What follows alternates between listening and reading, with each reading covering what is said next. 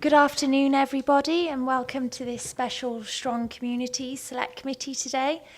Good afternoon, Chairman. Thank you. As you know, I'm the newly appointed Chair, County Councillor Lisa Dimmock. And would you all like to introduce yourself, please? I'm Hazel Eilert and I'm the Council's Scrutiny Manager. Richard Williams, Democratic Services. Hugh Owen, Environmental Health Manager. Jill Dickin, Principal Environmental Health Officer for the commercial team. David Jones, Head of Public Protection. Anne Webb, I'm the County Council Member for St Albans and a member of this committee. I'm Councillor Val Smith from Clanmaddock Ward, member of this committee. Just put it back together. I'm Councillor Jamie Trahan, member of Alvermona Ward and member of this committee. I'm Councillor Tony Easton, Dewsbury Ward, Caldecott, and yes, a member of the committee. Sorry. Okay, do we have any apologies today?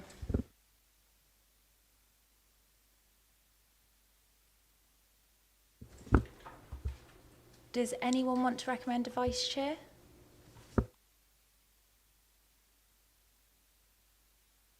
I would nominate Councillor Webb, who should I Thank you, Val.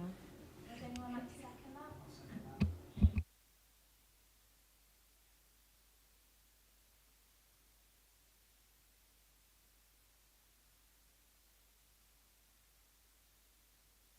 And do we have any apologies? Yes, Chair, just one apology from Councillor Laura Jones. Okay, shall I hand over to you, Dave? Thank you, Chair. What I'll do is, just in terms of the covering report, members will be familiar with the format, so I won't go through that piece by piece, but we will use the PowerPoint slides. So just to assure members, there's nothing on there that's not on the report itself. Just in terms of the purpose, it is to undertake scrutiny of the service across public protection services, and that's environmental health, training standards and licensing. It's something we now do annually. If you remember, last time we were here was November, and we did a focus on trading standards. So Gareth accompanied me last November. So this time round, rather than try and cover it all, if we can sort of focus particularly on environmental health, so if members have got particular questions on that. Certainly if you've got queries regarding trading standards and licensing, I'll do my best to answer those, but if there are any that I can't answer myself, I'll certainly get back to members. So like I say, the covering report is pretty much what members are used to in terms of what we cover. And I think, like I say, I won't go through the 23-pager, but certainly I'm sure members have got questions on that. We'll get back to that at the end. So if we can sort of go to the PowerPoint presentation, which is before you, we'll start with that. So like I say, those are the 5 managers involved across the service. I think you probably know Jill and Hugh. And like I say, I had Linda, many of you will know through licensing committees. And Gareth, as I said, was here last November. So hopefully you're familiar with the managers. I'll just kick things off. In terms of how do we actually resource the section, there's 35 staff in total. So I think you'll see that there's a whole body of work done by those 35 staff. We're based in Chepstow and Abergavenny predominantly. That's where most of the activity is, so it makes sense to obviously focus our attentions there. Obviously, training standards and animal health are based in Raglan. So I've actually got staff based here, but as a working model, that works for us. In terms of this is a bit of echo on this, sorry, people. In terms of what we spend, then the budget is on your left column there. So the total budget is just over 1.3 million. I think credit to the managers and the staff involved, we came in at 5,000 over for the 18-19 year. So that's at 0.4% variance from the total budget. I think if we could do our household budgets to such accuracy, we'd all be happy. So that's my intro, if you like. Like I say, we will go back to the report itself, but I'll hand over to Jill to cover the commercial elements of environmental health. Hello, right. Really, the commercial team covers, the main thing is food hygiene and food safety, but we do health and safety, we do infectious disease control, and so there's quite a wide variety of stuff we cover. this just indicates mainly the things that come to mind when you talk about food safety, and it's food complaints, foreign bodies and things like that, and the all-purpose favourite one of rats, which was actually our prosecution last year. And they do take a lot of time, but we get there in the end, and it's got to be very serious for us to actually take a prosecution, in that we're not getting anywhere towards compliance. So we have to take that step, really. The next one. This is really just a overview of what it is we cover. So throughout the year, we probably do about 850 thereabouts inspections. The number of premises within Monmouthshire is around 1,200.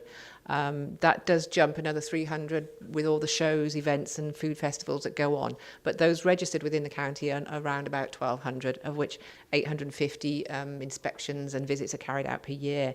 So the service requests, complaints and all that kind of, that generally tends to be over 1,000 and creeps up year by year. It's surprising how much it has crept up in the last sort of 5 years or so. Prosecutions, emergency closing orders, we have done them regularly, not high numbers, because we try and get the business to be compliant and moving forward really on that. But so we do take prosecutions, and unfortunately they kind of dribble on throughout the year, and we have quite, a small number each year, unfortunately. But there are other things that we do to try and mitigate that. We try and get them working with us on premises visits and paid advisory visits and things like that. Other groups that we're involved in at the moment, obviously with EU exit, it's a massive thing for food safety, because 95% of legislation is EU legislation, and the biggest thing it's going to hit is exports. It really makes a massive difference. I sit on the National Exports Working Group, which is a London group for the whole of the UK, and it's working with Welsh Government as well, because the biggest, although we don't have as Monmouthshire a massive export market or anything like that for food, we might be affected in that we might have to help out other authorities who are in a position that they might need our assistance in this. Consultations take place. The main thing that happens is we're asked for our views, and we go forward as a expert panel in Wales. So we contribute to a whole Wales picture and response to any consultations that take place, whether it be the Food Law Code of Practice, which is a statutory guidance we have to adhere to, or to things like the raw milk, which is quite a topical one at the moment, especially as there has been quite a nasty outbreak of E. coli in France, and it's spreading from cheese made with raw milk. And this is something that we're quite strong about, how raw milk is used in the food industry. Grant-funded work, just the income generation is really important to us. Obviously, we are quite forward in that in the food commercial team. I apply for any grants that I can get whatsoever from the FSA. And whether it be for surveys, and they can be for, the recent one we've done is on allergen control, meat speciation, we've done things like that. Also to help the low-scoring businesses, we provide them with coaching visits, and that can be grant-funded by the FSA as well. The other income generation we get within the commercial team is our training. They've got 2 officers who are very experienced at providing food hygiene training. Primary Authority, which is providing advice to national companies, of which we have got a number now, from SA Brains to Marriott, and we've increased our portfolio in the last year with Stonegate Pubs and NCAS, which is the Nationwide Caterers Association. So we are in partnership also with the Royal Borough of Greenwich and Reading on those 2 there. And other ones are access and rescores and fixed penalty notices. The access is our paid for advisory visits. Rescores is when premises prefer to pay for a rescore after they've had a low scoring food hygiene rating and they've improved themselves. And fixed penalty notices are, the Welsh Government brought them in for non-display or wrongful display of the food hygiene rating. Okay. Health and safety is a big thing in our team, and it is on a slightly different thing. It's not a programmed thing like the food hygiene program is. So we have national health and safety priorities that if they are relevant to Monmouthshire, then we take part. And the big ones recently have been cellar safety and gas safety inspections, of which when we've been involved in those, we've found we've actually served notices, enforcement notices to get things improved. So that has been a worthwhile, and to the point of that we actually continuing to do that one now. Accident investigations, ESAG, Dave and Christian have a lot of involvement on ESAG, and advisory on risk assessments and things like that. And also we're all consultees on temporary event notices as well. We've got new legislation coming in, which is on special procedures, and that's going to be quite far-reaching for those who are undertaking anything from skin piercing, tattooing, and that kind of thing. It'll be a national register, and there'll be quite a lot of work in making sure that the people doing the procedures are trained appropriately and have the licenses, which will be more regular than they have been in the past. And communicable disease, that again is on the increase. I've realised that from last year we've had an extra 20, so it's almost like extra 20% rise of notifications. They're the notifications that we've had in the last year, and so you can see it's quite a collection of infectious diseases, all with differing incubation times and everything, so they'd be quite difficult to investigate, but we feel that it is really important that we investigate each and every one, simply because sometimes the person who has the disease doesn't get any information. They don't get the information from the doctors. Sometimes we're the first point of contact. Sometimes we're the only point of contact to tell them they've got a disease, and we can give them the information they need to prevent the reoccurrence, hopefully, and prevent the spread. And obviously our main point in that is that we like to make sure that they're not working in something such as with vulnerable people in a care provision or in a food safety or handling food and sort of things, so they can pass it on through that. So that's our main reason for getting involved, but also to provide the information to the patient as well. I think that's about it really. I've got lots of statistics and they're all kind of in the report, but any questions afterwards, happily answer anything. We move over to Hugh's side of environmental health. Thank you, Dave. Jill, councillors, apologies first of all. I did have a lot more slides, but Dave killed them. So I wasn't too happy about that. So I'm left with just 4. But to take you through them, and again, as with Jill, more than happy to answer any questions that you've got after. So I'm a principal officer for the public health part of environmental health. We still deal with commercial properties as well as Jill's team, but not on the food hygiene, the health and safety aspects. And I'll take you through the main sections that my team cover. First and foremost, we deal with the housing stock. The local authority has got a duty to make sure that they keep an eye and monitor the housing standards in the authority, and in particular to respond to complaints. So we get lots of complaints from both private sector, private tenants, and also tenants of social landlords. And as you can see on the chart at the bottom, you won't be able to read all the hazards which are on the bottom scale, but you can see quite clearly there are several peaks there, and they relate to the hazards that principally we find when we inspect these houses, which relate to fire, they relate to damp, and they relate to cold.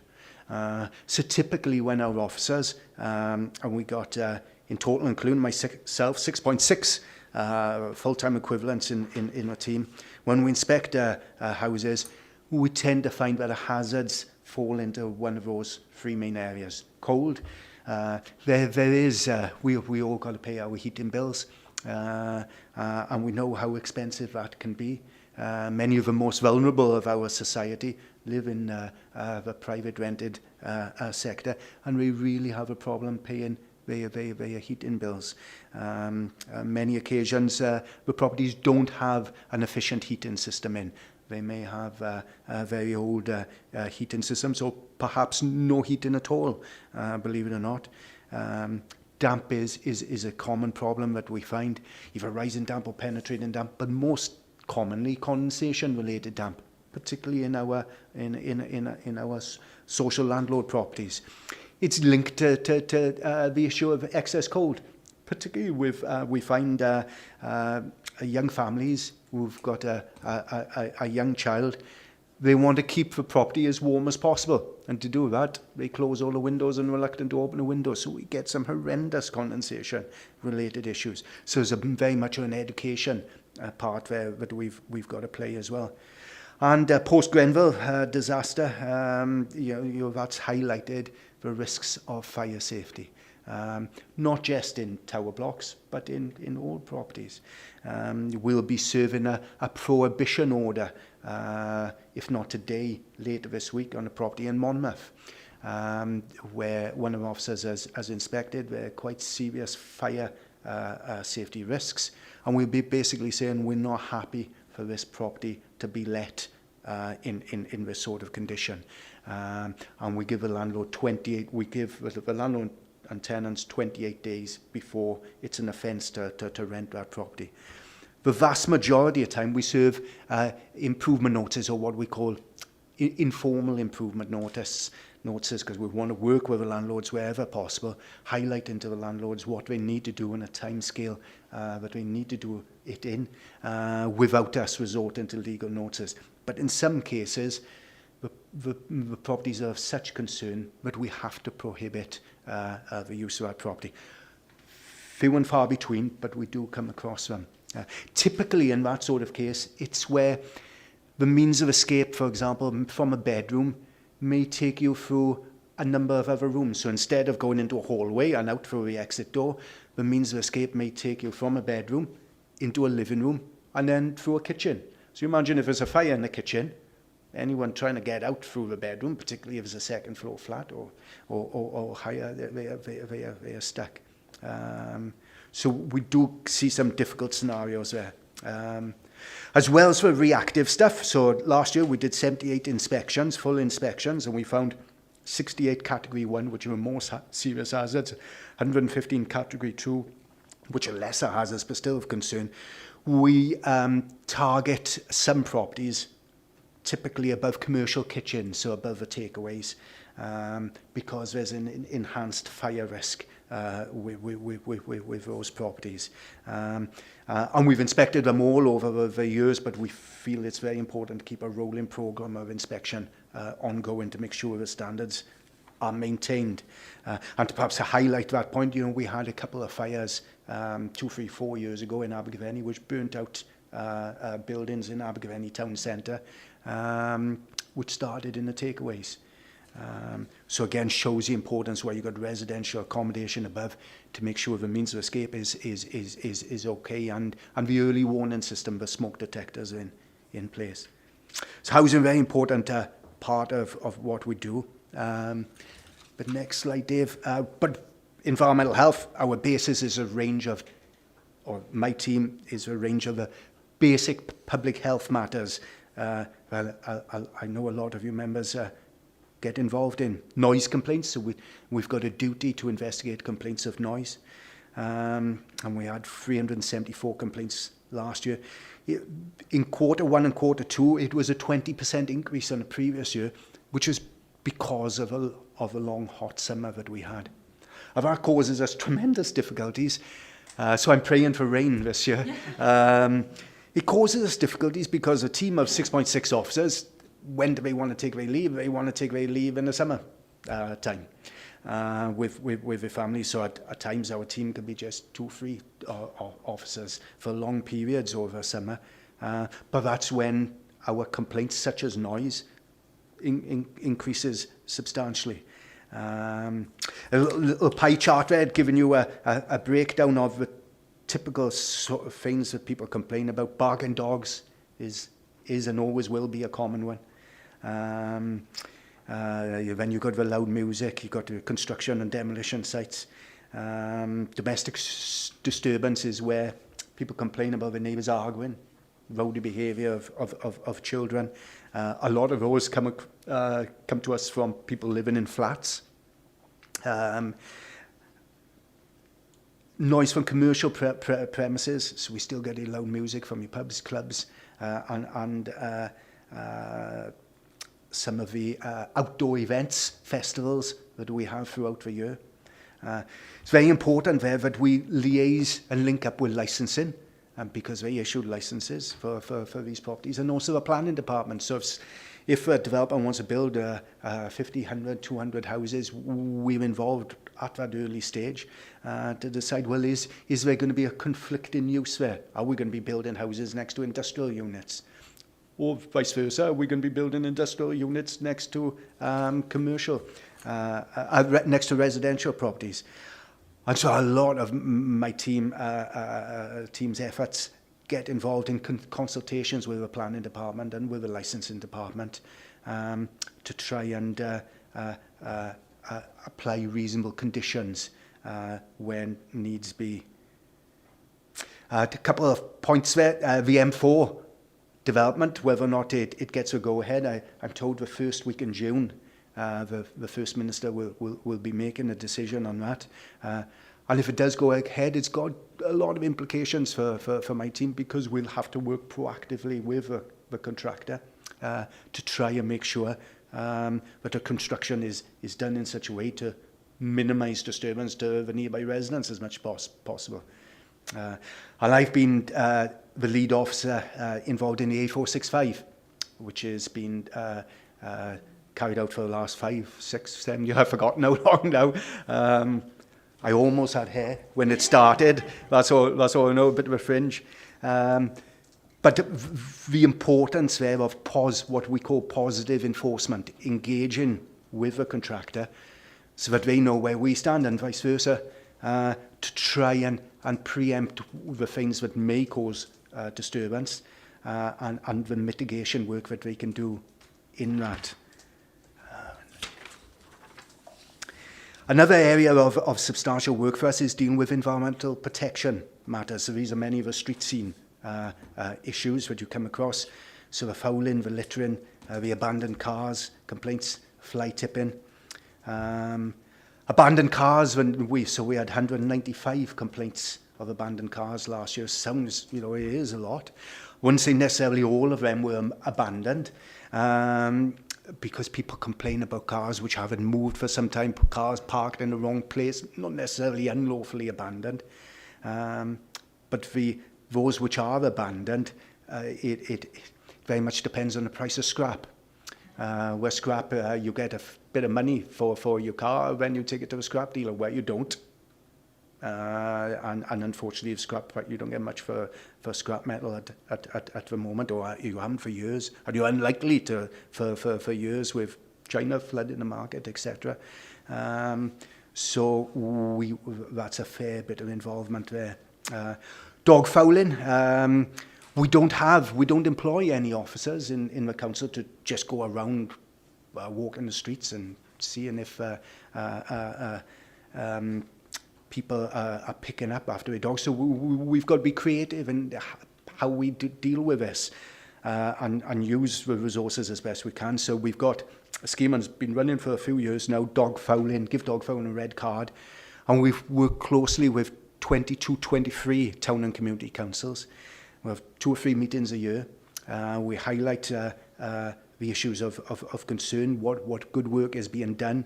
Work very closely with the Waste and Resources section, Carl Higgs team, and they've got about around about a few £1,000 every year, which they put towards buying dog fouling bags and signs, etc. And it's all aimed about raising awareness and trying to get the message out that it's antisocial not to pick up after your dog. And it's for the limited amount of involvement what we've had, we've seen the number of complaints come down substantially over the last 3 or 4 years, which is excellent. One point of interest for you with fly tipping,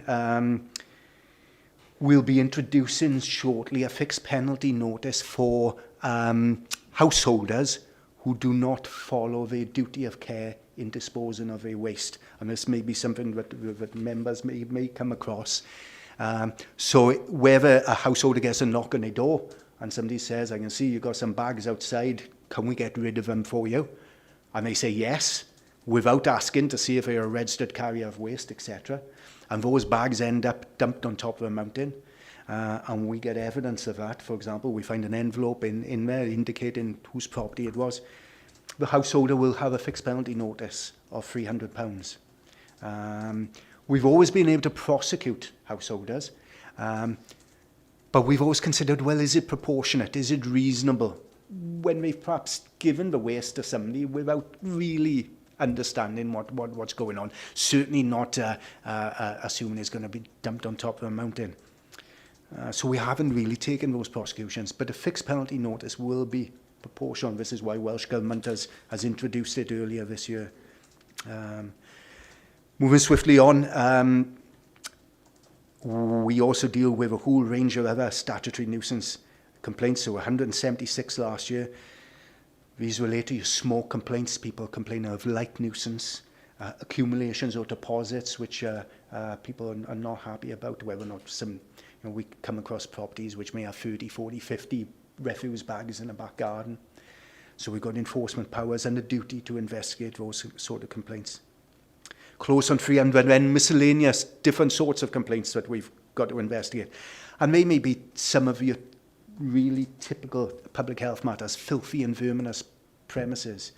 I had a complaint just before Christmas where somebody was walking down the street and could see a rat climbing up the inside of a net curtain in somebody's house during broad daylight. So we look to inspect that house and we just find it's just crammed with rubbish and somebody's living it in those conditions. So we still come across them.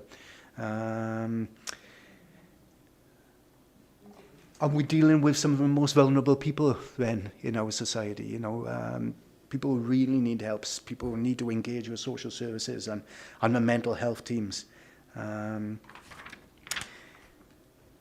Very quickly, conscious of time, and Dave's going to give me a row. We deal with air quality monitoring, and Councillor Smith is a regular attendee of our Ask Air Quality Management Area meeting. Air quality is improving in Monmouthshire. We've got 2 air quality management areas, one in Usk and one in Chepstow. The only location, the one monitoring location where we exceeded the limits was one location in Chepstow on Hardwick Hill last year. Very interesting at the moment. Our team, we had our Chepstow air quality meeting last week, looking at the impact of bringing the tolls down on the Severn Bridge. The reports are that that's going to increase traffic levels up to 10%, even more. There's lots of work being done in that. How is that going to impact on the air quality in Hardwick Hill in Chepstow? But it's not just a simple matter of saying, well, this is the impact of the traffic, because there's so many other things impact on air quality. The weather conditions, huge player on it. The steadily improving vehicle emissions. Now we've gone through the vehicle emission scandal. So there's so many factors which play into air quality. Environmental health's role in that is monitoring, air quality monitoring, where we feel we need to, and we work closely with members on that. And also then chairing and taking the lead on the air quality management areas. The challenges that we've got, we're responsible for private water supplies. We've got a legal duty to assess all private water supplies in our area which serve more than one house. So if a private water supply serves 2 or 3 houses, or serves got a commercial property in it, a holiday let, a rental property, we've got a duty to risk assess it. And it meets a tremendous amount of resistance, and understandably so. Where people say, well, this is a private water supply, why are the council getting involved? what's it to do with the council? Because with charges, when we risk assess a supply, we can charge for our time. And we also require, very often, the private water supply owners to do something about it, to improve the supply. The reason why is quite simply, in the United Kingdom, we've got to have clean, wholesome water that comes out of our taps. And many of the private water supplies vary tremendously in quality, particularly when it's periods of heavy rain or snow melt, etc. It affects many of our spring supplies. So we've got to get through that, and we're directing as much resources through the help of Dave with that, and highlighting it as an area we need to put as much attention to as possible. One other challenge is that the improvements in the digital age makes it much easier for people to complain to us. We all want that. We all want it to be easier for our residents to access the services. But conversely, the easier it is to complain, those matters have got to be dealt with.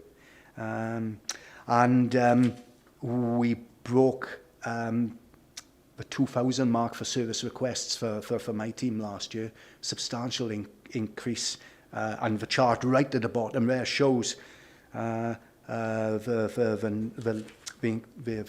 complaints that we've been dealing with since 2013 to the left-hand side to 2018 and 19. So I think around about 2,100 complaints last year, service requests in general that we had to deal with.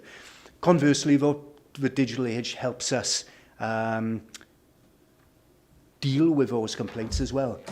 So we've just taken a license on for a noise app where people have got a smartphone, which I think the vast majority of people, even I have now, I tend to be a bit of a dinosaur. They can take recordings on their smartphone and then send them to us, which helps with the efficiency and the speed of dealing with those complaints. Very early stage, only in the last couple of weeks we've taken that on, so we haven't rolled it out across the county, but very shortly we will.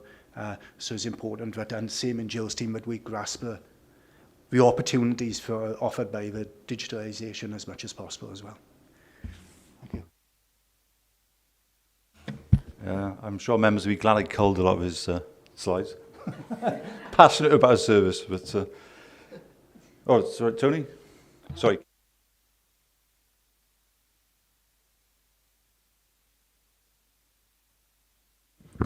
Some you've touched on, but some you haven't developed properly. You mentioned abandoned cars. I understand in my ward I've had quite a number, but I am aware now that DVLA are going around clamping cars, even on the back of not having complaints from yourselves or myself. That's a comment mainly. If you can comment on that if you want to. Rats, you mentioned rats. I've had complaints. There's an increase of rats in the environment. I haven't seen one climbing up somebody's curtains yet, but there have been sites in Mega and in Caldecott, and there's an increase in those. You mentioned air quality. Yes, we need to do something positive about air quality, particularly around Chepstow. One thing we didn't mention was the protection of vulnerable people and county lines. Do we get involved with the police with county lines? Because that is a matter which does come up in other meetings. Tony, we are going to be coming on to that in the next slide. Oh, yeah? Right, right, okay. We'll do that later then. Communicable diseases. There's an increase in measles. People not getting their children inoculated in the appropriate manner. Housing standards. I'm a little betwixt that you don't seem to be dealing with houses of multiple occupancy in the right way. I'm also concerned that there has been instances where I've seen where an individual has been living in a corridor, yet you found that to be suitable, and I didn't think it was suitable, and the actual person actually moved. No, that's another matter. Noise, particularly with Network Rail, there's been concerns about in Lisa's ward and in around Caldecott and Mega about Network Rail, and the noise wasn't limited. And the final question really was dog fouling. We've got 5 new officers or 6 new officers around the country for traffic offences, which I understand they'll also be able to deal with dog fouling. That's my sort of 8 questions, sort of comments. I don't know whether you want to expand on them. Thank you, Councillor Easton. Yeah, perhaps I'll do them in reverse order to help with my memory. One of yours is Jill's. Will come on. Dog fouling. Yes, we've got, I think, 4 civil enforcement officers at the moment. I think the aim is to get up to 8. And it makes sense. Sorry. No. Yeah. It makes sense that those officers who will be dealing with yellow line traffic enforcement matters also have the ability to issue fixed penalty notices if they come across dog fouling or littering offences. So yeah, we're letting them settle into their core duties related to highways, and hopefully shortly, and it will be this year, we'll be training them, be issuing them with the fixed penalty notices. So if they come across dog fouling or littering offence, they'll be able to deal with that. The PCSOs, our police community support, they've had the power for years to do that.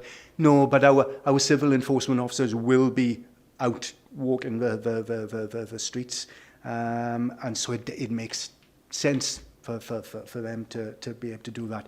Network Rail, yes, we have worked with Network Rail. I assume this is to deal with the electrification of the line.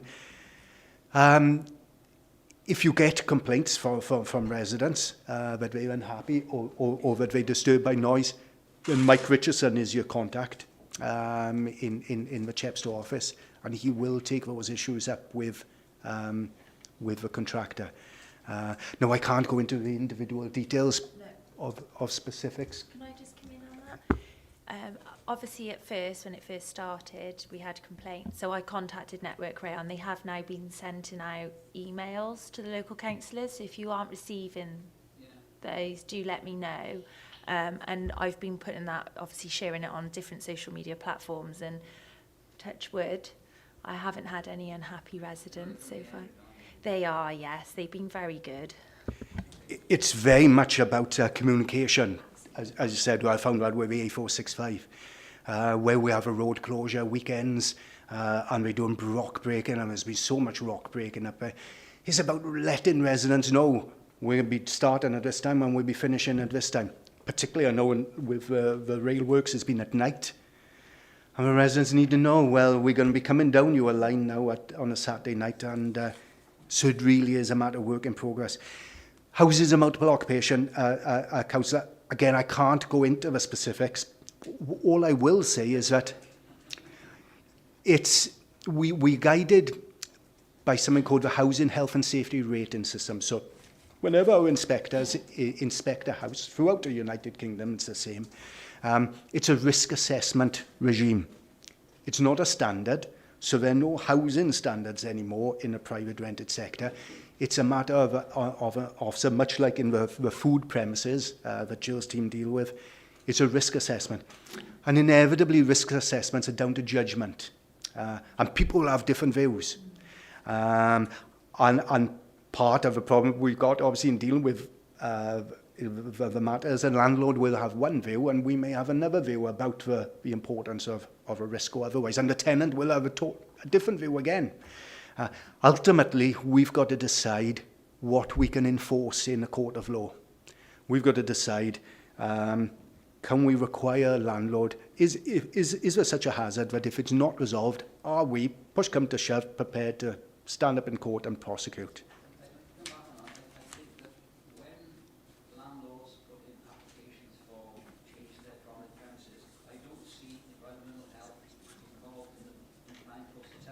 Tony, can you put your mic on? Sorry, I was shouting. What I don't see is much involvement with Environment and Health, your department, in a plan application, which will obviously become a house of multiple occupancy, which I know the rules are different. You've got a 3-storey building and all, but you can still convert semi-detached houses into 4 or 5 bedrooms.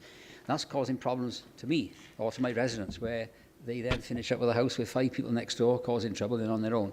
And I understand there is some enforcement actions going on, but I think there should be more involvement in the Environmental Health Department or your department and licensing when a property is coming up for that particular sort of development.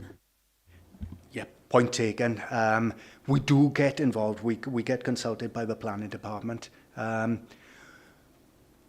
The actual conversion would have to comply with building regulations. So a new conversion of say, for example, a house into 5 flats, then the overriding factor there would be to comply with building regs.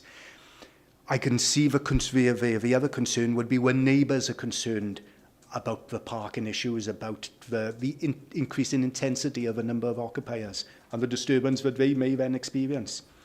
It would be very difficult for us generally to object to an application. We can, for example, look at soundproofing, and if for example, a development is a change of use is going to be which is going to be next to a commercial building, we may look at, well, can improvements be made in soundproofing, etc. But it can be very difficult to whilst we can raise concerns to a planning department, to substantiate an objection on the basis of which, if we went to appeal, could we substantiate that to a planning inspector? But I take your point that it's something we do get consulted about with the planning department, and we need to keep an close eye on. Communicable diseases is next. Well, measles basically isn't a notifiable disease. So as it's not notifiable, then we're not under statutory obligation to investigate. It does come under Public Health Wales, who coordinate all the vaccinations and everything like that, and any press stuff that they do. And I mean, it is purely Public Health Wales. We don't get involved in any measles outbreaks or anything like that. Air quality, Councillor, you raised. I said we are working closely with Chepstow.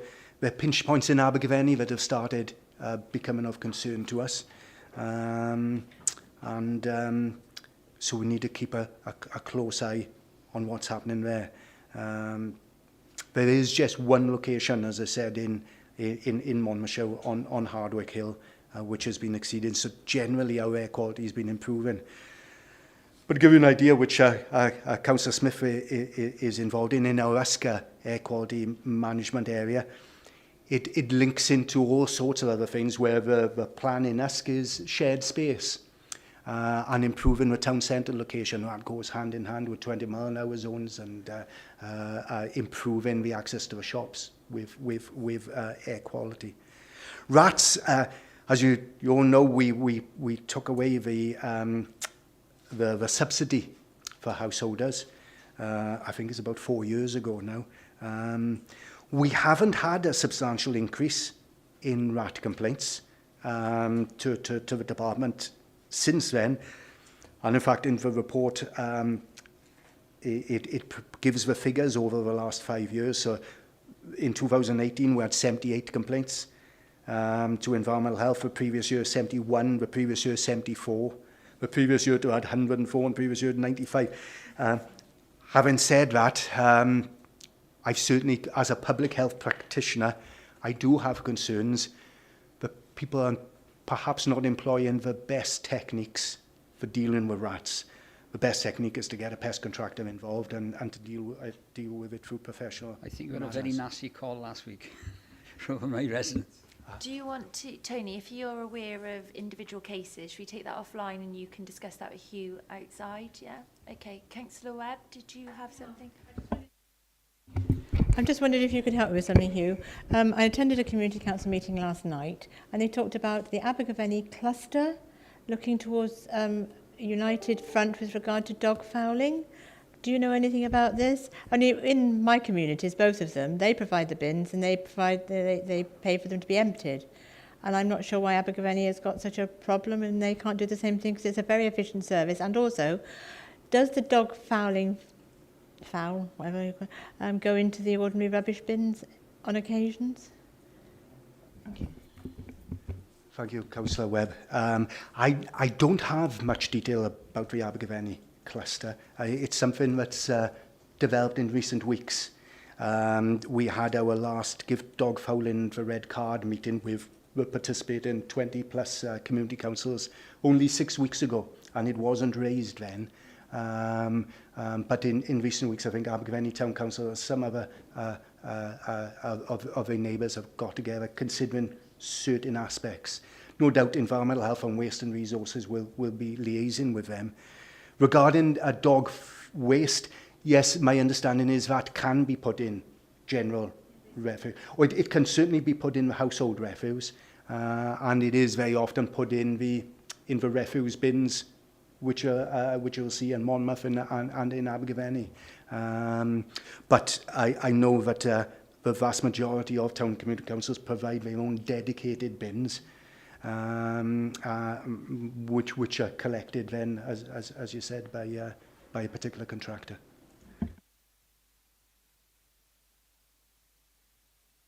Sorry, Councillor Smith. Can I go back to the air quality? Because, yes, I do go to those meetings, and I'm still extremely angry that we as a council do nothing about the situation in Usk.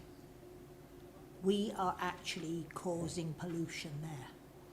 Last week, this council supported climate change. Now's the time to start really talking proper and doing something about it, Dave. You have a parking situation whereby you fill up the street of Usk, the main street, while people cannot travel through. You cannot exit past the cars that are parked, and you'll get a build-up. There was an interesting manoeuvre. There was a vehicle, this was not parked cars, it was a huge thing, manoeuvring behind the old post office. And you had to wait a couple of minutes. So we were on this side, the bridge side, and came along. It actually, in those few minutes, perhaps it took the chap 3 minutes to manoeuvre that vehicle. It was impressive, that, really impressive. My husband and I then counted 40 vehicles in a string from the Cross Keys going out to the school. So that was just an interesting thing, just saying to Jeff, look at this the lorry as well.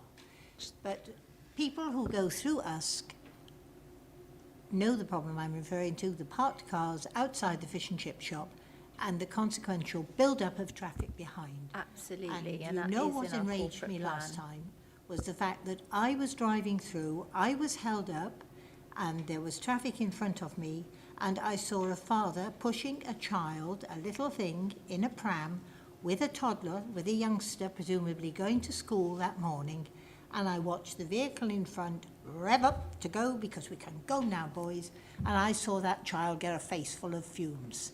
And if we think that is acceptable in this council, I am ashamed to be a member. Common sense says you need to exit clearly from Usk. And I despair of people's arguments. The shared space situation, and I was very sad that the proposer of those things had died. I can't remember the gentleman's name. He was a very sincere, very gentleman. Can you just confirm, are you talking outside the fish and chip shop? Yes. Yeah, that's okay, because that is in our corporate plan. What's in the corporate plan? I think it's a good point that Councillor Smith has raised, because yesterday I was having a look through the corporate plan at some of the issues that are highlighted there to make sure that we're scrutinising the right things, and air pollution is listed there in the example of the hot spot in Usk and it being in that area. So I think it's worth us clarifying where the problems are. Is it a highways issue? Why is it not being resolved so that we can... It's the interpretation of your highway legislation or whatever, or somebody being bloody-minded perhaps. But I, quite frankly, to see that done to a youngster, we sit here saying we care about our population, we care about people, and I can see that child get its lungs full of stuff. You've now got legislation coming forward, haven't you, about people idling. I can tap on somebody's window and say, hey, you shouldn't sit in that car with your engine going.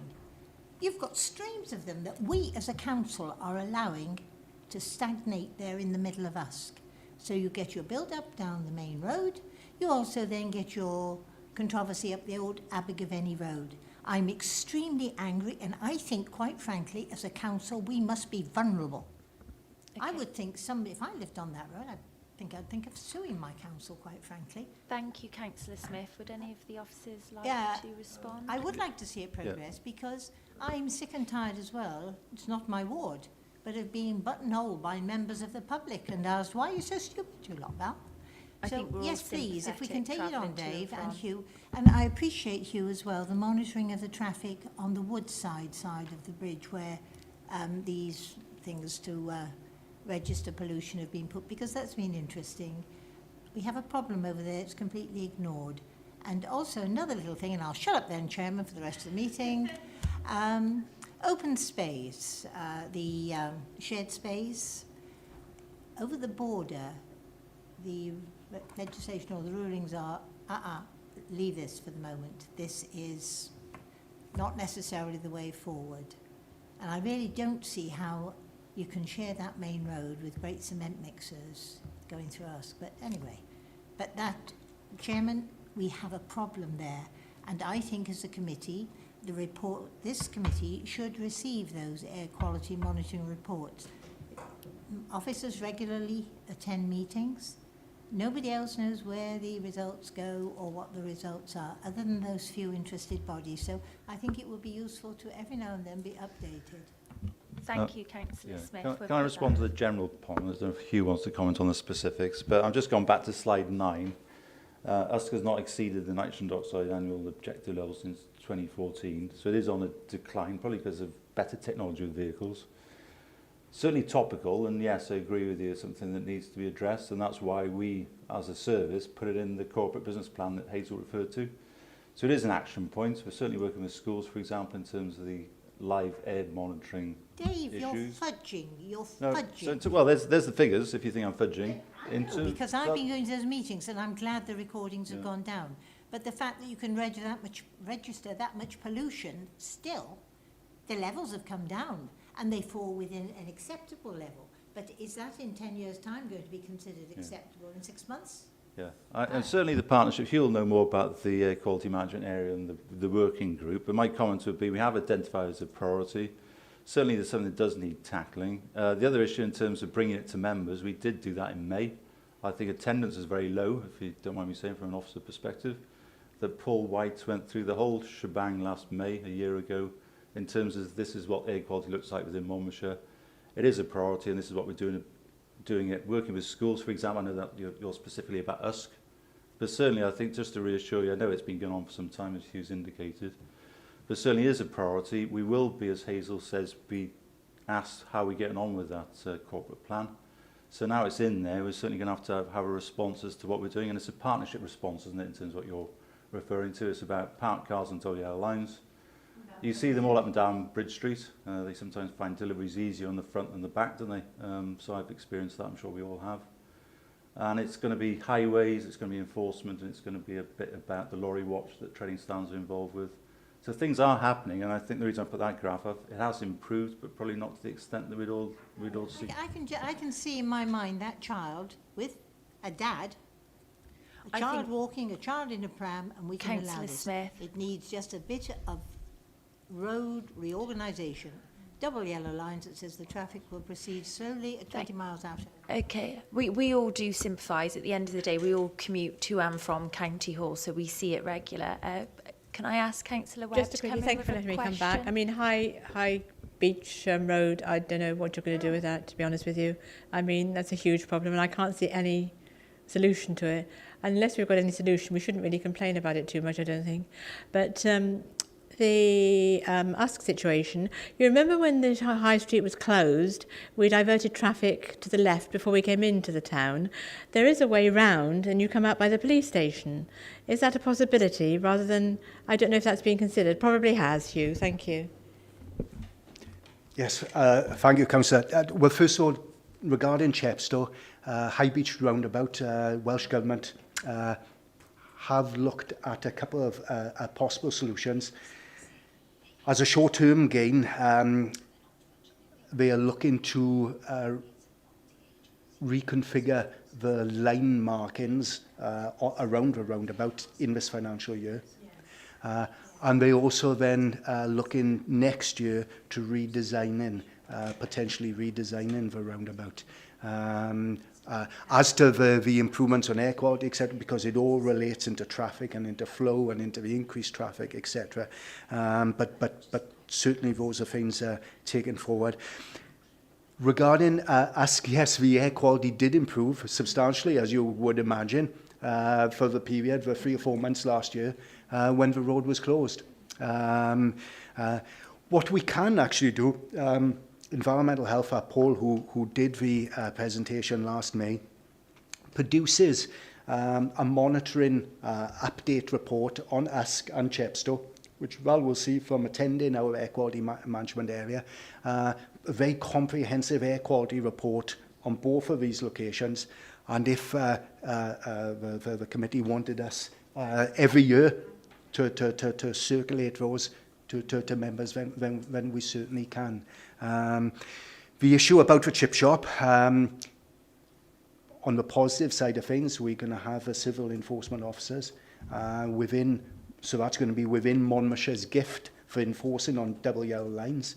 As to where the argument about should there be double yellow lines where there are no double yellow lines, that ultimately is a matter for highways. And I know that highways gave their comments, Councillor, didn't they, in our recent meeting. But the actual yellow line enforcement will shortly be within entirely within Monmouthshire's remit. Thank you. Full of the time. Thank you, Chair. I won't dwell on licensing and training standards because, as I said in the introduction, we can focus on environmental health, which we have done. I'll just touch on a couple of topical issues from Linda's side and from Gareth's side. Just on licensing, like I say, I won't go through it verbatim, but similarly to environmental health, the total service requests are going up. So again, we think it's probably temporary event notices. It's a warm summer. Certainly we saw a 12% increase. It's a real challenge across the department in terms of how do we actually sort of deal with that increase in demand, which it seems to be fairly relentless at the moment. So like you, we're hoping for a fairly grim summer to stop the complaints coming through. Just help us a bit when people are on holiday. So the other one that Linda identifies is joint operations. There's been a number of those through 18-19. Some members attended a modern day slavery presentation last month, and that sort of highlighted the role of licensing, plus colleagues from environmental health in terms of takeaways, hotels, etc. I won't go through that now, but certainly we are undertaking joint operations across the county to see what's there. In terms of the last one, and Councillor Euston mentioned county drug lines, it was very topical, it's on breakfast news this morning, in terms of how they're trying to tackle that. Certainly we have a couple of instances that we've certainly been party to in terms of trying to see what we can do. All our staff have been trained in terms of modern day slavery, so that's helpful in terms of trying to identify those issues early on. And further to that modern day slavery presentation that was given to members, we will be putting a video together similar to the safeguarding issue, just to make sure that both members and officers are aware of those sort of issues that we need to look at. I won't dwell on that because that's sort of coming through another work stream for members. A couple of examples there in terms of safeguarding that licensing get involved with. Operation Make Safe is working with Gwent Police, those sort of types of premises, takeaways and pubs, etc. Posters, beer mats, as one demonstrated there. Those have been quite successful, and the trade certainly do put them up. Operation Candy is hotels. It's in the report. I think it's item 532, which covers some real instances in Monmouthshire where it's a sting operation where you send someone in that looks a bit suspicious, and that's an ongoing programme with the police in terms of ensuring that if there are suspicions that the reception do not allow those suspect individuals to use their facilities. So there's been some success working with Gwent Police on that. Like I say, I won't go into that because we could have a 2-hour session on safeguarding. But the final point there really is to work with the taxi trade. Again, if people are being taken to and from premises, then certainly it's now part of their safeguarding training that they will have specific training on things to look out for in terms of modern day slavery, sex trafficking, etc. So they're very active with the Gwent Police. Challenges for that, I won't talk through that. I think if you're particularly members, and there are some here, the licensing committee will be fully familiar with those challenges going forward, which may include deregulation of taxi licensing to the Joint Transport Authority. So a lot of ongoing work. We do need to revise those policies, so again, members will be familiar with, in terms of Licensing Act policy will be due for renewal by next year, and the Brexit implications in terms of right to work. So that's something else that licensing work very closely with immigration on, and they have successfully intervened through the year. So I don't want to dwell too much on the licensing aspects. Similarly, trading standards. Conscious of time, we've got the toilet strategy to think about shortly. So in terms of trading standards, again, a lot of complaints coming through, both animal health and trading standards. Certainly, I think, as been reported before, the proactive element diminishes in the report. 90% of trading standards work will now be reactive. That's partly because of the way the funding streams changed. So DEFRA took the funding away in terms of foot and mouth, for example, so suddenly our animal health capacity declined significantly from 6 or 7 to 2. So that's a sort of, basically, we've got to sort of work within those parameters. The sort of product safety issues that the team are dealing with is e-cigarette, vaping, etc., you know, to ensure those aren't readily available for children in terms of test purchases. There's a few other examples on the bottom again, very topical again, knife sales in terms of shops and working with the retail trade to make sure that doesn't happen. Fireworks, obviously we'll have a blitz, particularly in October in the lead up to fireworks night. Underage sales in terms of tobacco and alcohol. So it's basically the stuff they're doing day to day. Scams is a big issue, and obviously we do link into national campaigns. A recent one locally, and Gareth was on TV if you noticed him, council tax. So they obviously just want to get you on the phone. You are due a rebate, any rubbish to keep the person on the phone. Next thing you know, people are going off to banks to withdraw £2,000 of cash and handing over to a guy with a moped. It's amazing what people do, often trying to help, you know. So it's that vulnerable individual is often exploited financially as well. So in terms of their performance last year, again, I won't go through them because it's in the main report. One of the particular challenges for Gareth currently is the animal health capacity, so I mentioned that. So currently 1.5 full-time equivalents. Wouldn't seem a lot for the number of farms we've got across the county. So certainly we are now looking at that as a priority, as we are with private water and air quality, which members have identified earlier, as a priority certainly for this year going forward. Animal licensing, a number of issues have been flagged up there, both through complaints. We do work on local intelligence. So there will be a particular focus of work now on animal boarding, borders, internet sales in terms of people selling pets, etc., that aren't fit and able, difficulties in terms of those pets that are sold online. Dangerous wild animal license, I think we're probably talking about ostriches. But, we haven't got time to talk through that in any detail. It can be quite nasty. If you get up close and personal to an ostrich, there'll only be one winner generally.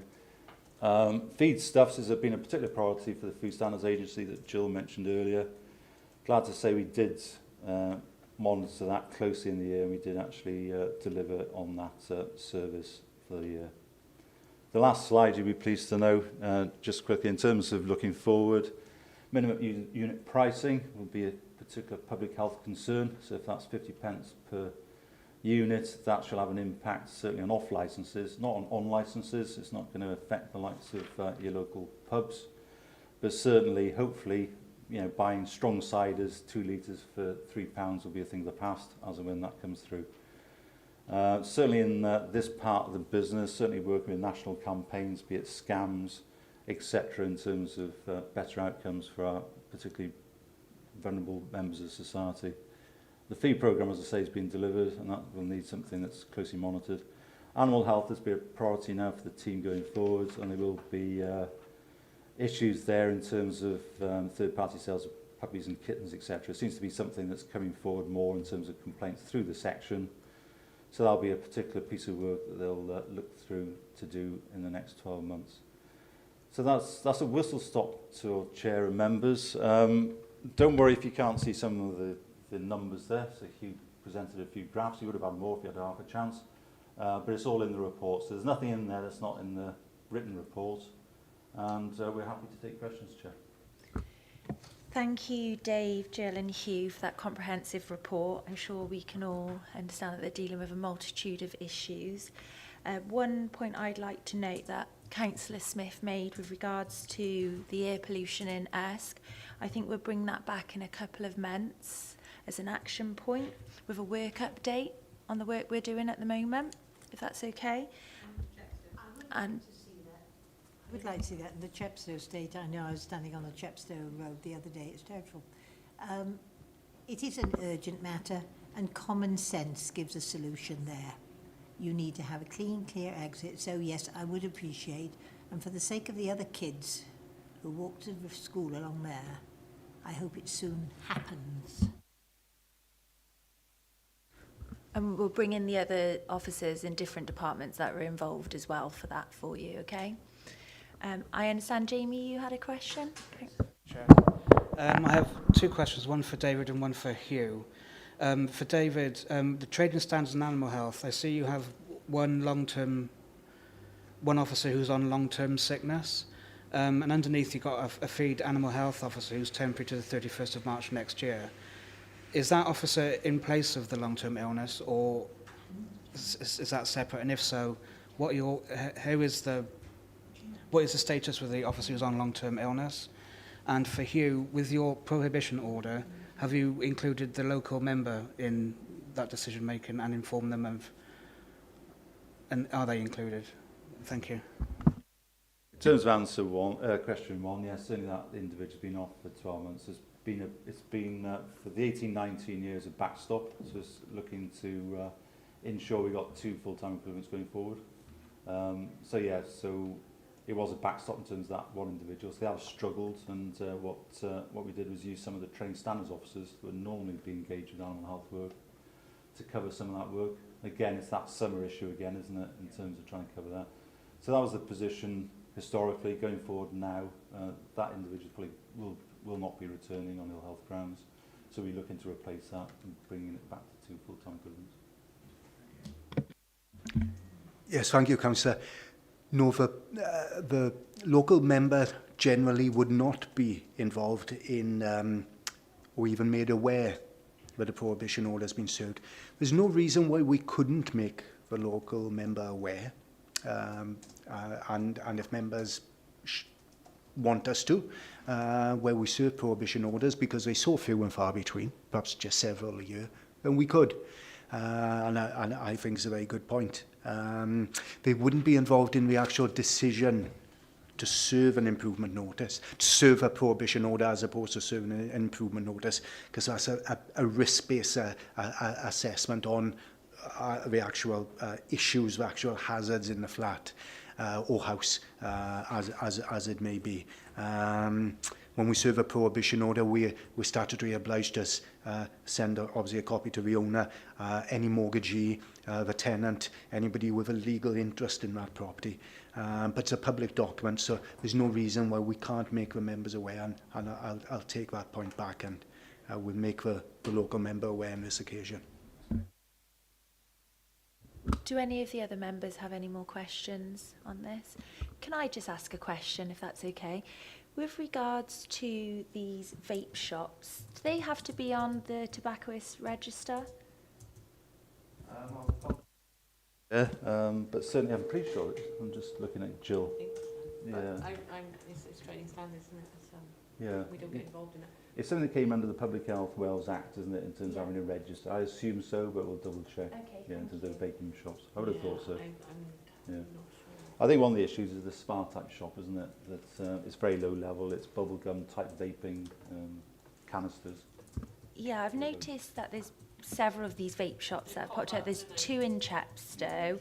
I think there's one coming to Caldicot, or in Caldicot currently, is there? But I've just got concerns with young people accessing these as well. Thank you. I'm not 100% sure because the tobacco's got to be registered. Yeah, But I don't think vape is now categorised as tobacco. Because you can purchase them not just in a vape shop. Yeah. Okay. I'll get back to you. Okay, thank you.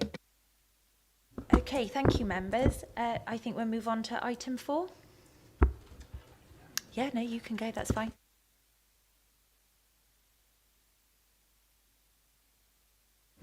Thank you, Chair. So it's me again.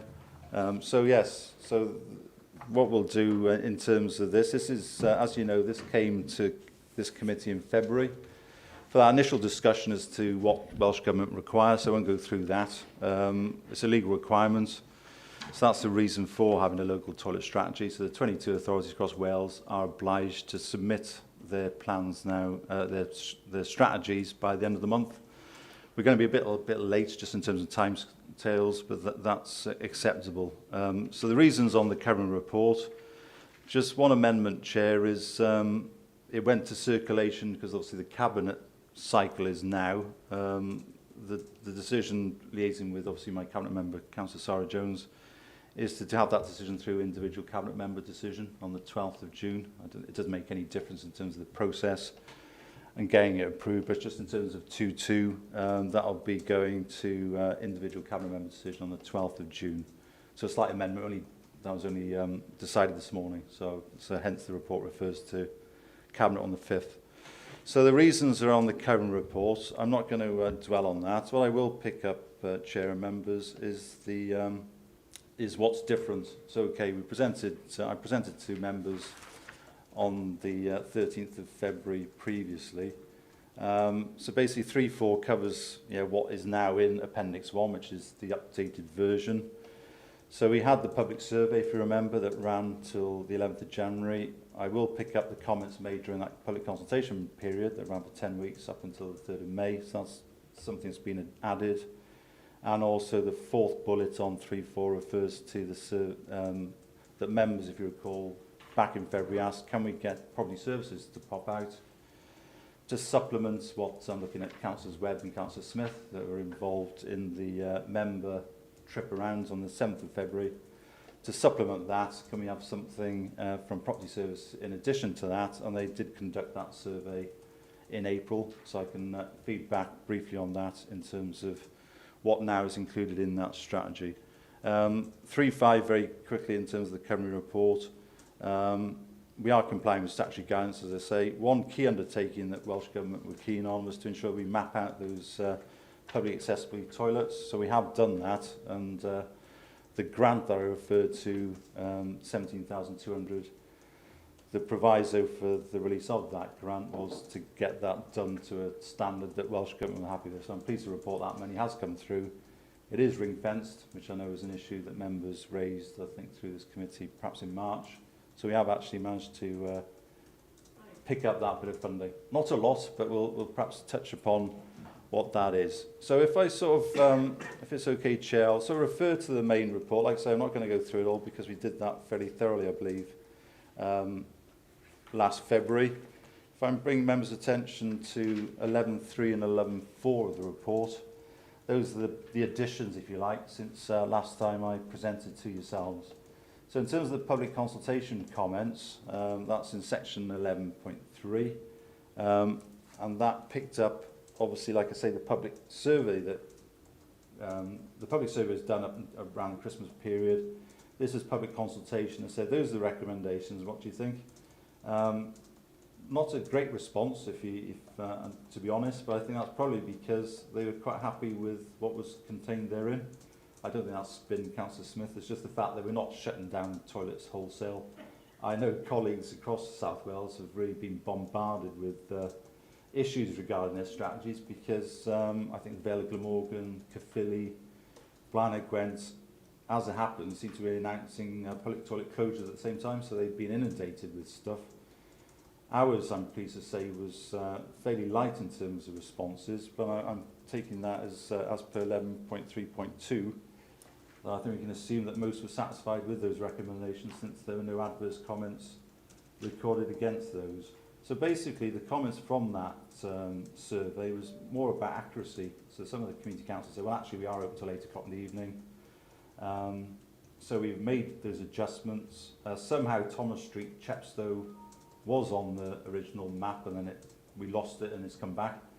So it's basically the sort of feedback's been in terms of accuracy. So obviously, for members' information, we've managed to obviously include the latest toilet map, which includes all the public accessibility toilets 1 to 39 in the revised draft strategy. So that's all been done further to the consultation. That's been helpful.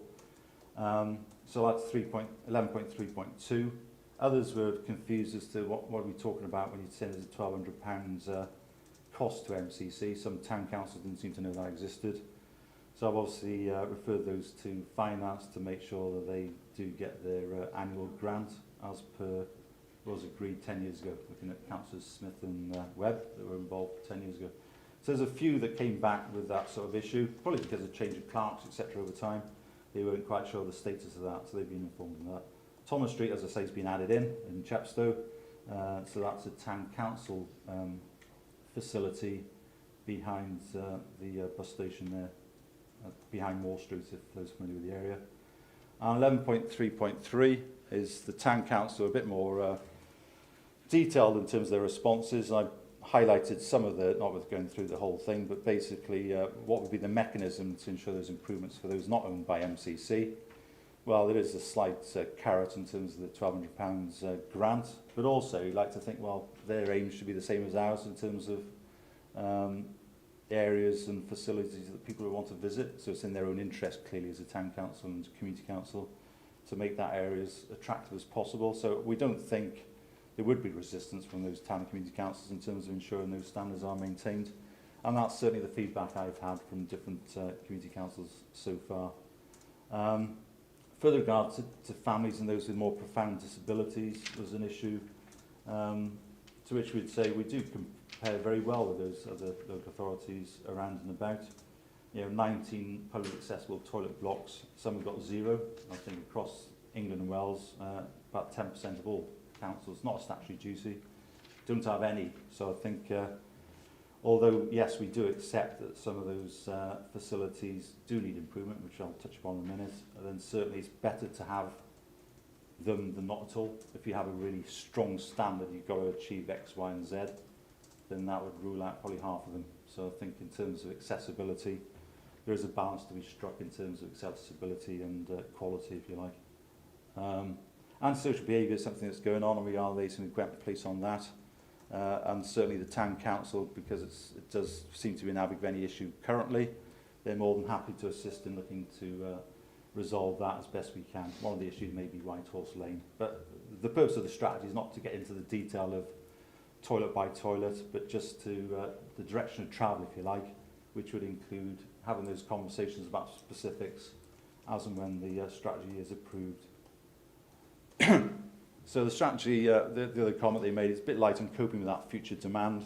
I think I'd revert back to, well, we have got 19. It'd be interesting to see what Welsh Government come back with. I think we'd probably be in the upper quartile in terms of numbers, in terms of visitors and population. But certainly, yes, something to note going forward in terms of that ageing population that would have more need for those accessible toilet facilities. The final one is they would support that grading system. I know it came through strongly through the February meeting you had, and Councillor Rowden, I remember, was referring to that. That's something that we can certainly do going forward in terms of getting a system to see what's that improvement over time, which I'll pick up on the recommendations. So that's the public consultation. Very quickly then, 11.4, like I say, that was something that members asked for on the 13th of February, so I obviously asked Phil Kenny and his team to look at that. They subsequently went out and looked at those toilet blocks, not the leisure centres, etc. I think the fundamental difference between the two is leisure centres, libraries, they're manned, don't they? So you don't have this problem with unmanned facilities that can be prone to antisocial behaviour and vandalism, etc. So 11.4.2 refers to that report, which was received on the 3rd of May. Obviously, it's not part of the strategy, because suddenly the strategy becomes 150 pages long. What I've tried to do is just to give members a flavour of that. So rather than go through, they've taken pictures of each one and obviously identified what those issues are, which does coincide nicely with obviously what the members' findings were in February. So they're not poles apart. They're certainly very similar. But very quickly in Table 3, just to give members an indication of the sort of resource we do need to look at, is highlighted there. The grading system, I should have put a key on it. A is very good, so they did think the Brewery Yard one was good in April in Abergavenny. All the others are either satisfactory or deemed to be poor through the condition survey that Property Services undertook. I've got the detail on that, and what I suggest is obviously Roger's responsible in terms of operations and Jan Baldwin. How do we focus our resource on those that need it most? And that's one of the recommendations I'll come to in a minute. The A1 to 9, obviously MCC owns property, so that's for us to undertake repairs as and where necessary. B is obviously those town and community councils facilities, which aren't as bad as the MCC ones, if you look at the table. So that's the property services view. But like I say, we'll touch upon how we actually seek those improvements through the recommendations. So the rest really is similar. So if I can perhaps just then look at the recommendations. So there are 1 to 14 of the recommendations, and that was the point of the public consultation. So one is, yes, ongoing. We certainly are working with town and community councils. Myself and Roger will be working, meeting with the Abergavenny Town Council, for example, on the 3rd of June, to specifically look about, is asset transfer still on the table? What do we do about White Horse Lane? Because it's the worst, if you look at that table earlier, in terms of the facilities there. The focus on, which has again come through the survey, would be the issue about disabled persons. Are they suitable and safe? Myself and Councillor Pratt, while she was chair of this committee, did spend some time with Tony Crowhurst and the Access for All group, and we certainly identified some issues there. But when we get to the final recommendation, I think we'll get to how do we get to from A to B, if you like. But certainly if that's something that members and officers want to focus on, then now's the opportunity to do that. I've mentioned the Welsh Government grant, so that has now come through, and certainly we'll be looking to work with others to see how we better utilise that, and it is ring-fenced specifically for this purpose. The fourth one, again, will be ongoing with particularly environmental health. They're in and out and licensing in terms of making more use of those private facilities that are there. Obviously, the toilet logos have now come through, which is shown in 10.1, and we'll obviously share those with all those facilities to ensure that people can visually see something that's in their area whilst visiting towns and villages.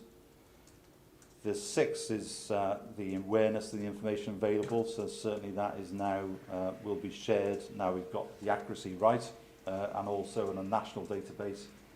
And the intention will be that you're stood on a mountain somewhere and you can click a button, it will tell you you're now 50 miles from a public toilet, you know, take your choice. So that's something that's coming through as well. 7 is linked to 9, if you like, in terms of how do we actually monitor and review those, particularly noting that 10 of them with town community councils. Jill, who sat alongside me earlier, fine, we've got environmental health officers who are used to obviously inspecting and auditing. They're quite happy to pick up 19 toilet blocks through their inspection regime. I think that's quite healthy because it's separate to Roger's side, isn't it? So I've got a vested interest. We'll certainly look at it. We've got the member information from February. We've got the condition survey from Property Services. They've got something to base where we are now and what are we going to do about it going forward. So that's certainly something we've done. We've done item 8, which is obviously the Property Services issue, which I touched upon earlier. 10, we'll certainly be carried on working closely with Grant Police. Chris Butt is very enthusiastic. For those of you who met the Crime and Antisocial Behaviour Officer, and we're looking to seek solutions with them, together with town councils where required.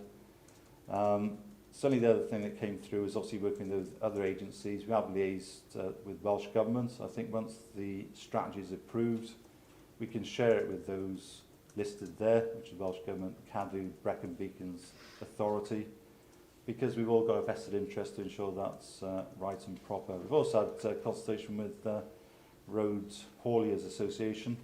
They're very concerned about the lack of facilities on trunk roads. So it's all very well saying you've got a nice toilet in Abergavenny that shuts at 5:30, but number one, you can't get your articulated truck up there.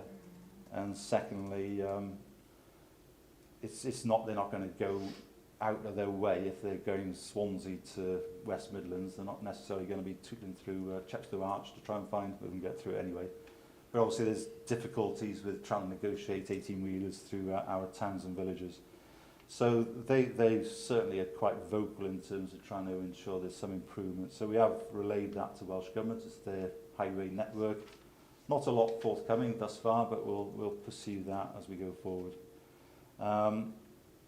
Jill mentioned safety advisory groups. Certainly every time we do have events, we do recommend what those numbers would be to ensure that event goes successfully. If you've got a queue for an hour to get to the toilet, you're not going to go back to that event again. So it's something that is important and something we do chase through. Like I say, Welsh Government, I'm sure they will come up with recommendations when they're in receipt of 22 strategy. So we'll obviously work to see what works and what we can do as an authority. And a rating scheme would be welcomed, I think, both locally and nationally, and certainly something we will implement ourselves anyway through environmental health. So finally, really, in terms of how the hell do we ensure that that is actually implemented, it's all very well a set of words, and that strategies sometimes are shelved, heaven forbid.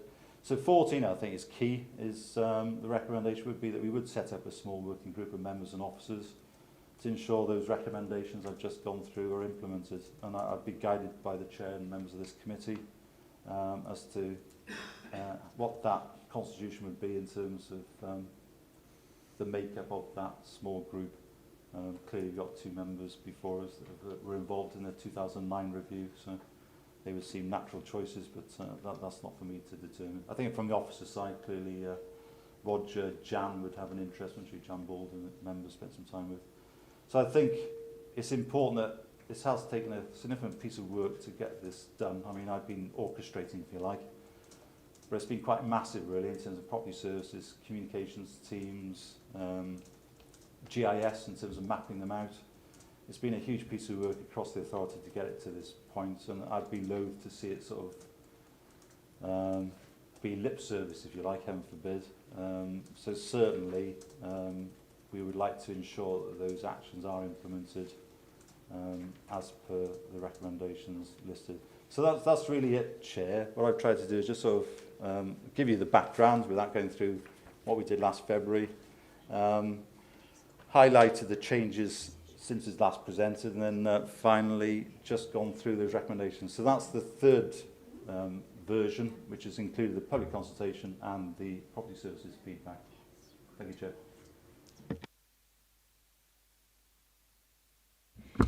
Thank you, Dave, for another comprehensive report. Members, do you have any questions? I think Councillor Val Smith, you had a question? We were just speculating here, Councillor Webb and I. We know these places so well. Thomas Street, that's the one by the bandstand, isn't it? At the bottom of Chepstow. Parallel to Moore Street, you go down from Harvey Hill, there's turn into Chepstow. Oh, is that one? Yeah, down the supermarket. The one that's near the library? Yeah, there's a little one within the back terrace of Moore Street. Oh, that's right, Town Council. Yeah, Town Council. Yeah. Oh, that one. Right, you know the right. one, Thank yeah. you, Chairman. Is that No. unknown? That's the property services. Yeah. Yes. No, I think, Chairman, it would be interesting to have a group working to continue to look. It's quite interesting when you look at the expenditure those 10 years ago, over 300,000. This is 200,000 less, isn't it? Which also to really seriously think as what way forward do we go? Because dreadful thought, does one eventually charge for this service, and do you then have a much better provision and a much better quality? Because the impact your public loos have on visitors is quite interesting. You get off your bus or out of your car and you go into a really nice public loo and it registers. You go into something that's not very acceptable and pleasant, and it reflects on the area you're in. So also, I've been disappointed to realise that there have been new premises, new businesses opened that don't provide public toilets. And I thought this was one of our recommendations, wasn't it, Councillor Webb, that places such as Aldi, for example, in Abergavenny, that's a relatively new building. How many years has it been there? Now, surely they should have been required in the planning permission to have some amenity there for their customers. But it wasn't made, so that was it. So yes, I would welcome us continuing to keep an eye on things and hopefully provide. There's not a vast improvement on 10 years ago, regrettably, Chairman. And also, can I ask a question? Am I allowed to paint the toilets down at Dusk Island? Eh? Because I walked around the other day and I thought these are so discreet. They are so sad. Why can't I paint the doors? Am I allowed to do that as an elected member in my ward? Yeah, so I picked them up. The cost bit, just to be clear on table 1, that doesn't mean that now 119,000 was spent on toilets. That's the MCC cost. So the purpose of that was to say we've dropped it, something like 64%, I think, isn't it? So basically, I'd imagine the numbers are very similar because the town council have picked them up, thankfully. Yeah. So they transferred the cost, and that was the whole. Exactly, and you'll be more familiar with the process we went through 10 years to achieve that. certainly, yeah, like yourselves, certainly welcome the working group, and I think that will keep things on track. A couple of decisions on some of the really poor ones, isn't it? Do you really want to invest? I mean, 93,000 is the number on White Horse Lane, and you're not a million miles away from Tudor Street and the brewery yard. So that's something certainly, I mentioned meeting with Roger. It's not for me to decide because toilets don't come under me in terms of maintenance and operation. That's Roger's side of the equation, but certainly we'll be asking now with the town council. They've certainly come up and said we're happy to reconsider asset transfer depending on the terms and conditions, which is an issue for them. But certainly they're not against the White Horse Lane potentially being one that may close to better invest in the others, which I think was one of your queries. I think the also, footfall, sorry.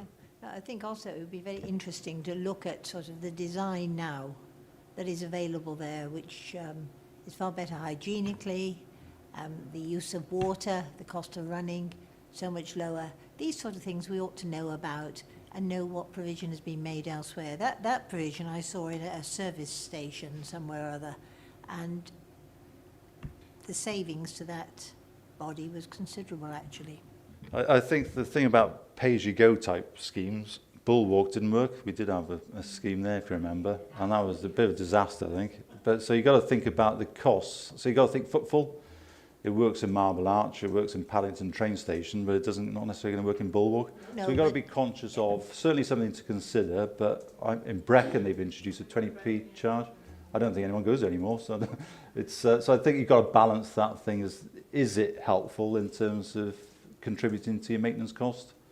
If not, and the footfall's low, it's pretty dead in the water. But certainly something for the working group to consider. I think that's something that we could go through, is it APSI? Because there are authorities that do charge, and it certainly generates a lot of revenue and covers the costs of their facilities. And I think we need to know about these things, Chairman. Also, the one at the Bulwark, what did we calculate the cost of a call was there? This was just to enlighten the chairman, this was a sort of I bring can it in and drop remember it down as a one. child. Do you remember that? Well, it was something like, what was it, £30 or something? Just quickly, Chair, on the planning one, I know that was raised in your March meeting, which I wasn't at, but certainly hopefully I responded to that, so I'll just repeat my sort of email back on that. Planners advised requesting toilet facilities in all retail outlets is not achievable, as is not consistent with national planning advice. A planning condition needs to be necessary enforcement reasonably related to the development proposed. Planning are of the view that such a requirement would not meet the test for necessity or reasonableness and possibly enforceability.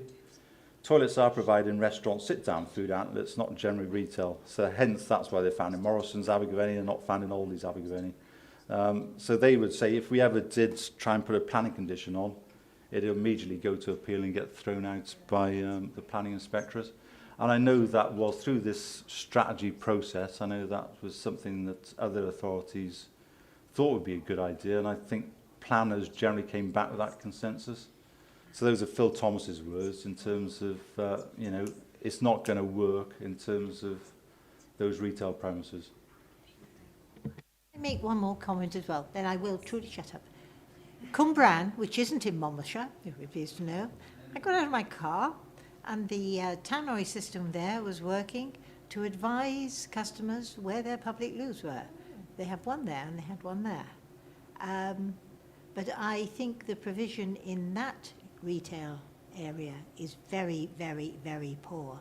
And with the closure of Marks and Spencer's, there's going to be a real problem. So we're not the only ones with problems, Dave. Councillor Eason, you had a question? Yeah, just briefly. I got a report at home with two esteemed councillors' pictures on the front of it in 2009. And what I'm reading today is just a revamp of what you saw in 2009. For example, you mentioned White Horse Lane. That was going to be closed 10 years ago, and it's still going to cost £100,000 to put right. The main one I'm concerned about is the one that you did particularly pick up on was the one in Caldecott Castle Country Park. It's and it was picked up this time with Jane Pratt's chairmanship. It's a tourist outlet, a tourist area, and to expect the tourists to use that toilet, I think, is quite abominable. So what I don't want to see is this report going to Cabinet next week, being stamped off as being accepted, and then put on the put on the back burner for another 10 years. That's my view on some of these toilets. They need action taken or close them. Are you saying you'd like to join the small action group, the little working group that we're looking to put together? I think I'm flush with work at the moment. Yeah, accept that. And I'd like to think there have been some changes in 10 years. I mean, the amount of man hours I've rammed into this has been huge. And certainly, as I said, lots of other officers. The whole mapping thing is different. And I think because it's a legal requirement, Welsh Government will be obviously checking. It's legal requirement to report back in May 2021.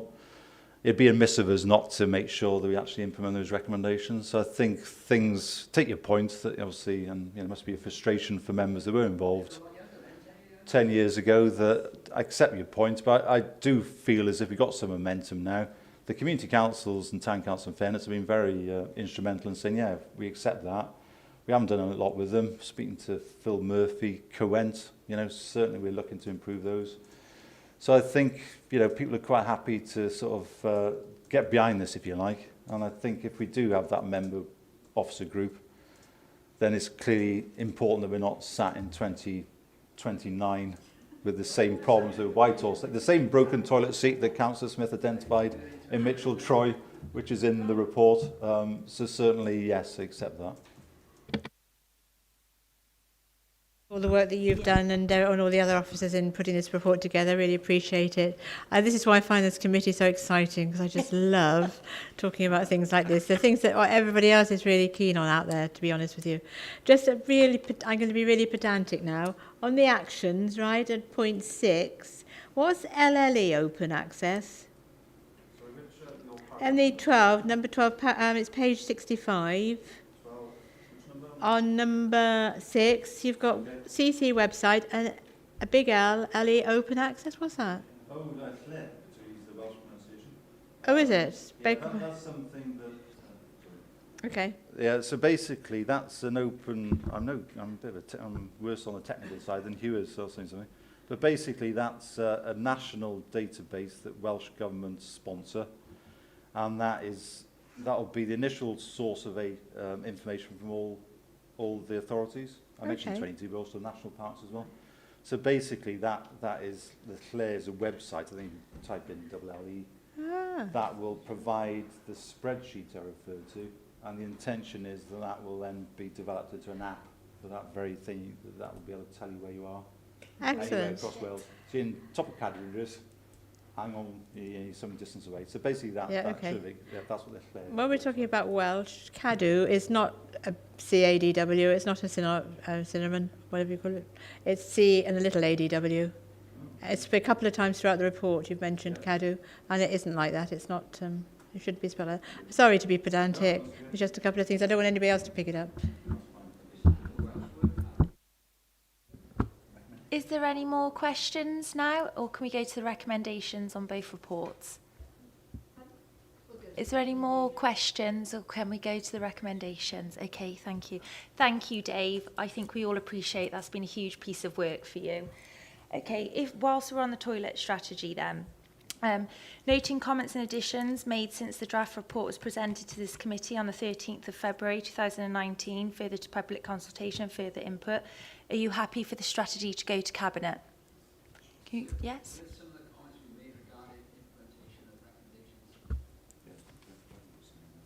Yep. Just to be clear, that'll be the individual cabinet member on the 12th of June. Lovely. Is that okay? Yep, that's fine, thank you.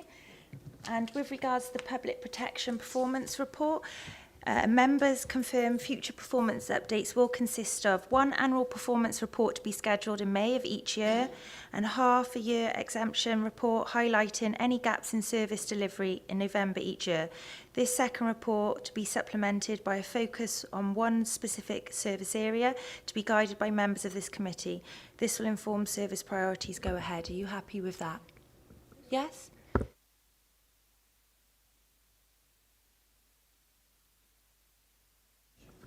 Councillor Smith and Councillor Webb, would you be happy to work with Dave on forming a working group with regards to the toilet strategy and some of the issues highlighted?